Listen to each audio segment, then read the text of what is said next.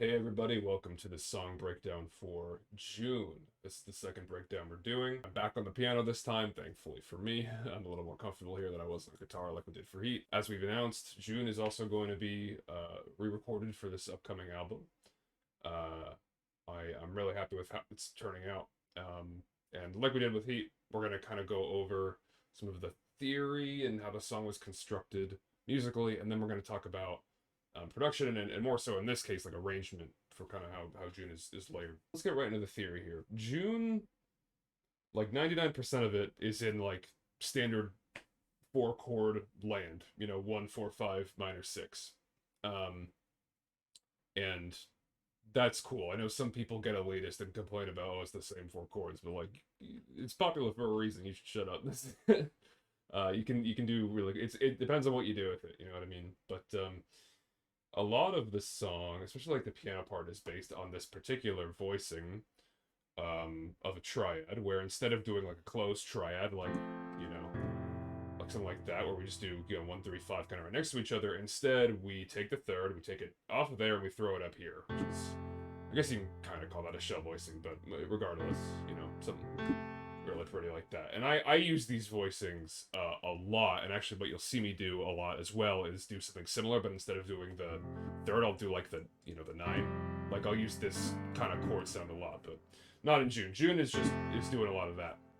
And that's how that piano intro is constructed, is by doing like, just kind of doing a particular rhythm with that. You know. We're in F major.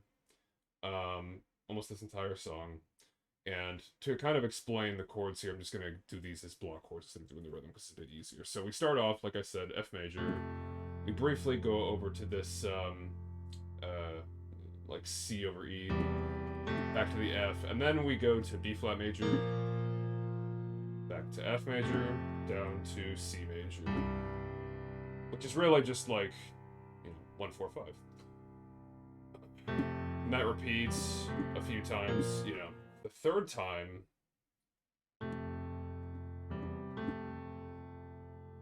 we're doing B flat again. It sounds a little different because the right hand, like the kind of the melody the piano's playing, goes up to the D instead of the B flat. And now it's the same voicing as we were doing with that F chord, where it's 1 5 3. And now we go up to like C, D minor, and then C again, briefly D minor, C, B flat, F, C, and then again it's another B flat, F, C. So that's the verse. The first verse is kind of just the piano. The second verse is all that orchestra involved, and the third verse is kind of a even more stripped down version with just piano and like some other little pieces here and there. But that's the gist of it. And then the chorus is, most of it's even simpler, where the chorus is just kind of doing this very classic progression where it's like B flat, C, D minor, C, B flat, just kind of looping that.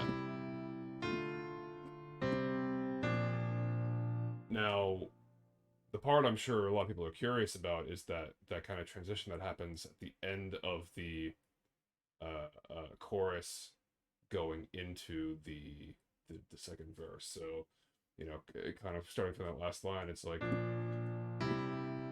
it does one of these again, and then we hit this weird transition. And so here's how I would break down this transition. Here's basically what it is here. It's like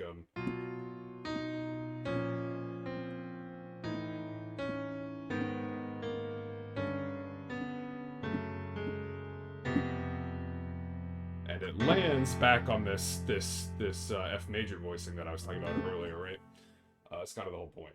And so let me break down what's happening there exactly. So we kind of pivot into it coming from this C major thing, like and now what I'm doing is like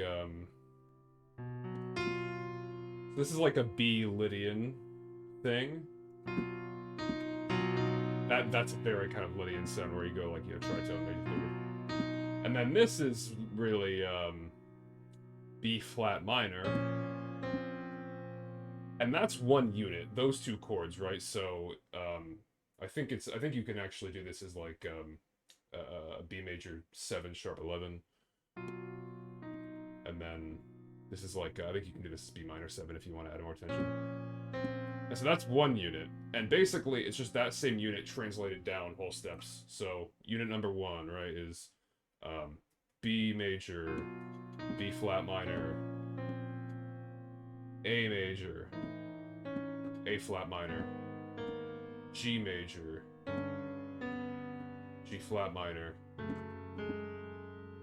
F major, sharp 11, right? So get that tritone in there. And then now we're back in like major land and we go back to the B flat, you know, for the verse. So that's what's happening there. And that's mostly the complicated bit. Now, the last time the chorus happens, it does a different thing, and we can go over that too. Instead of kind of doing that downward thing. Because there's another verse, and there's the quiet verse, and there's sort of that build up, and the build up is just the chorus, really, and there's the chorus, and then there's this other thing that happens at the end where this is all, it's a weird little like ascension to get up that really high note for the vocals to punch in, and it's all major chords, so it's like F major,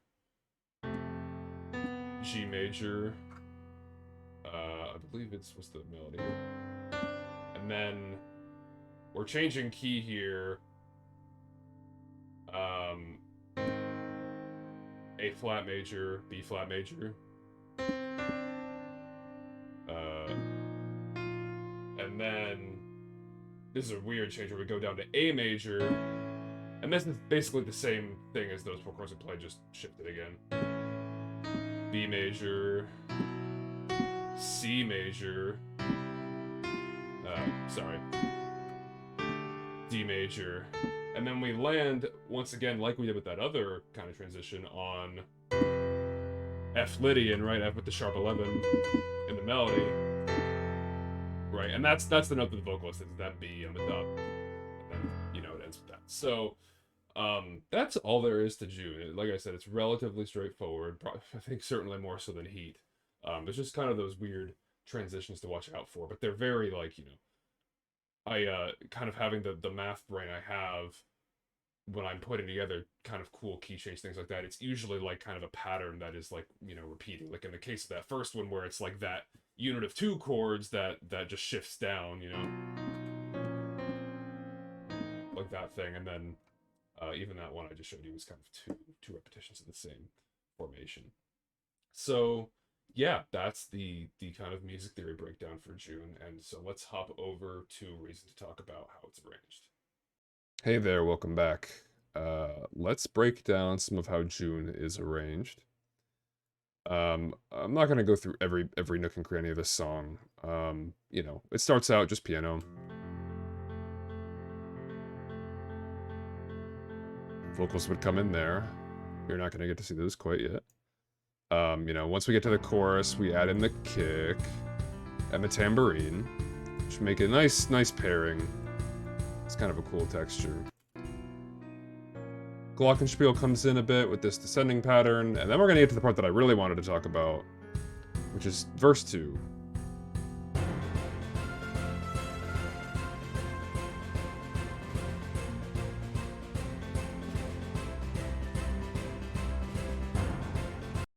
Okay, so what's happening here? So the piano, let's start with the piano, and I'll use the piano as a bass line, kind of, with a lot of other stuff playing on top of it just to show you what's happening. It's doing the same thing it was doing in the verse. We're doing this kind of triplet thing on those chords, you know. Percussion, we're getting kick, bass, snare, tambourine. I don't think these two were used here, and timpani. These are used as well. But mainly I want to talk about the non-tonal percussion. So, you know, you'll notice that we have both a kick and a bass drum. And those, it can be a little dangerous having both. You just need to be careful about how it's mixed. You know, the kick, usually you want a bit of a higher presence, with the bass drum kind of keeping the lower, you know, thumpy range. And so it's nice having that bass drum kind of be used less frequently. And as for, you know, timpani and bass drum. These two serve a somewhat similar function, where they're a big thud kind of on, you know, some downbeats. But they, you know, the two together is a combination I use a lot, where I kind of have them synchronized. Because the timpani on its own, depending on the note, this note's not bad, but depending on the note, is not always very thuddy. And sometimes you want a little more punch behind it. And the bass drum on its own obviously isn't toned at all. And so combining them, you get that tonality, but you get a good amount of thud as well. And so I very frequently will pair those. And so I will also somewhat frequently, I think, pan them differently to make things feel a bit bigger and create an interesting, you know, stereo field. But, so that's that. What else do we got going on here? Trumpets and flutes. Kind of do that little melody here and there. It's a nice pairing with the flute. Is kind of the smoother sound to balance out the kind of whinier tone of the trumpet. You know. Let's talk about the horn part. Let's see what's happening here.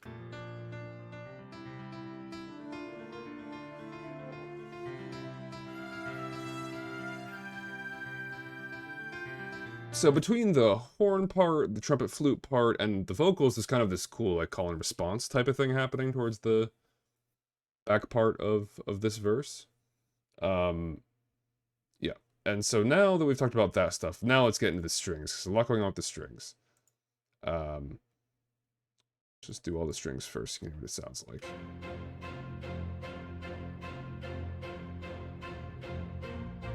So all of them are doing this, you know, eighth note staccato kind of pattern of some sort. The cellos and basses are playing the same thing. The cellos are just like an octave or two up. That's just the bass. That's just the cellos. They kind of, you know, add a nice bit of texture to each other.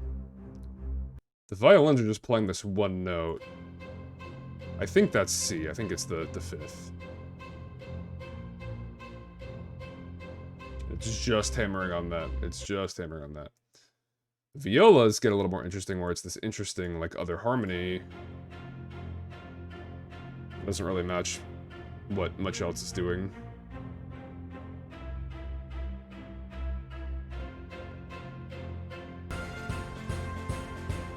Yeah.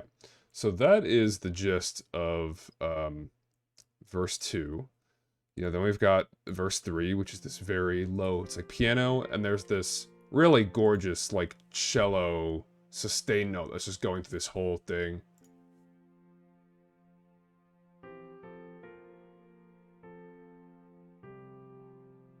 I think it's F. I think it's probably just on F, yeah. Yep. Even when the chord that's being played doesn't really match well with F, I think it's still a very cool kind of just underlying sound. Yeah, the Ionian tone and the Mixolydian tone are usually pretty conducive to doing things like that, I find. This is Ionian, I suppose. That little tidbit. Oh, I didn't talk about the accordion in verse 2. I mean, we can talk about it more for the ending, because it's used more there, but there's a little bit of accordion matching with the horn part. I'm not sure what compelled me to throw in an accordion. I think maybe this was when it wasn't too long ago I was replaying through the Professor Layton games from the Nintendo DS. And I would highly recommend listening to those soundtracks. Those influenced my writing a lot. A lot of accordion, a lot of strings and accordion and piano. Very gorgeous soundtrack. Regardless, let's get into kind of this build up towards the end. Start with just kind of piano and percussion. You can hear the cellos kind of doing this slow legato melody. Violins come in, more percussion, and then we get pretty big.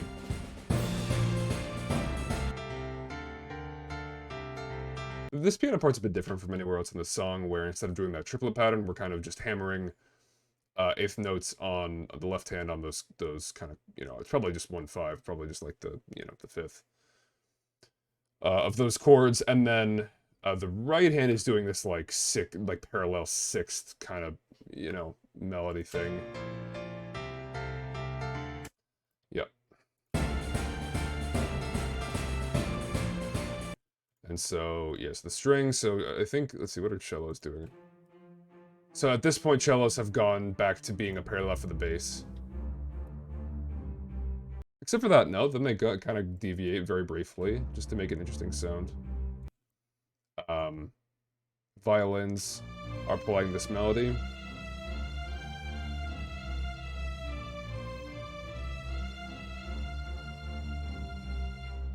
Now where things get really interesting is with this viola part here.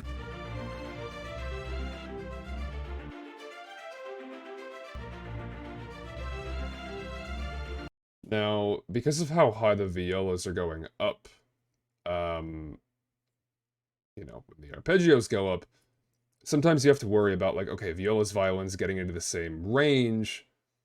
Is there going to be sort of a conflict of sound? Like, are they going to clash? And in this case, I think it's fine because the violins are playing this very lush legato melody, while the violas are doing this quick staccato, you know, arpeggio, and they don't feel to me like they're kind of competing.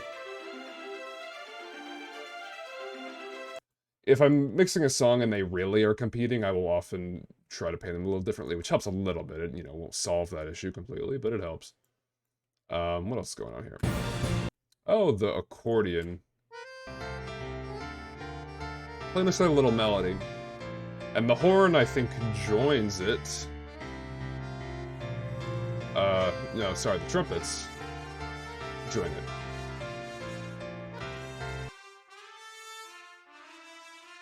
Those sound kind of terrible on their own, right? It's sampled trumpets. All the orchestra pieces are sampled.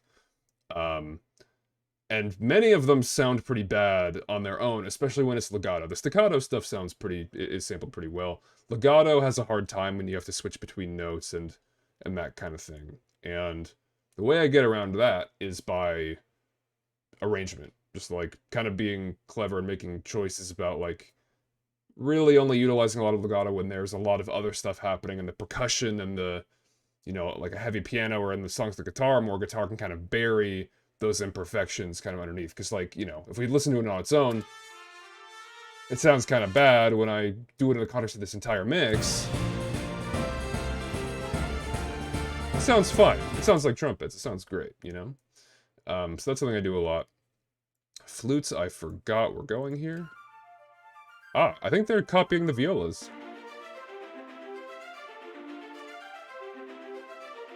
Yep. So that's that. The horn is really doing its own thing here. I don't think anything else plays this melody, and that melody is one that is a little bit similar to one that's used in City in the Sky. It's supposed to be a little bit of a callback. Yep.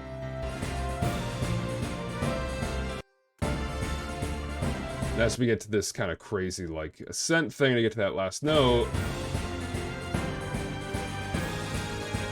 those arpeggios are continuing. The trumpet's kind of doing these sustained notes on, you know, these fifths.